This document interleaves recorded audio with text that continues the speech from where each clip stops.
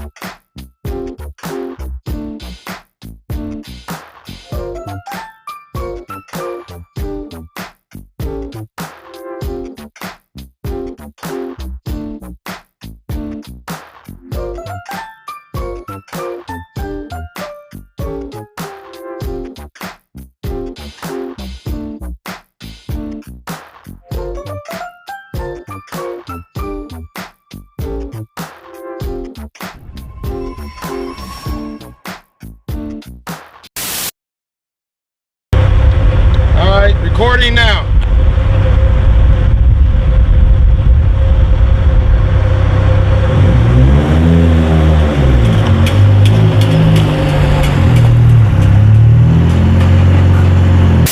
Okay. That's okay. No, just go. Let's go through. We'll get it right. I'll go with the flow, okay? Yeah. Too much pressure right now.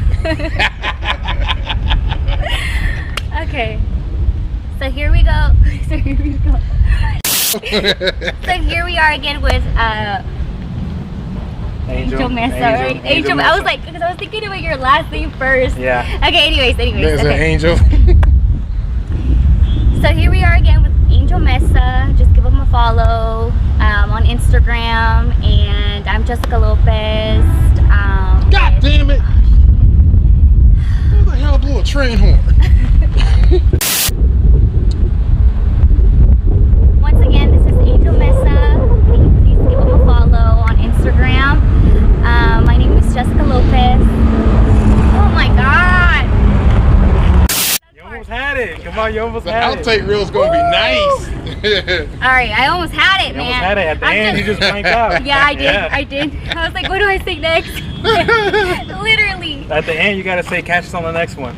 Okay. Okay. There you go. There you go. I'm telling you, I've done this a couple times. Catch us on the next one, y'all. Okay. Whew, okay. Alright. So once again, this is Angel Meza. Just give him a follow on Instagram. And my name is Jessica Lopez. I'm from JPAN GT. And we'll catch you on the next one, okay? Peace out. Yeah!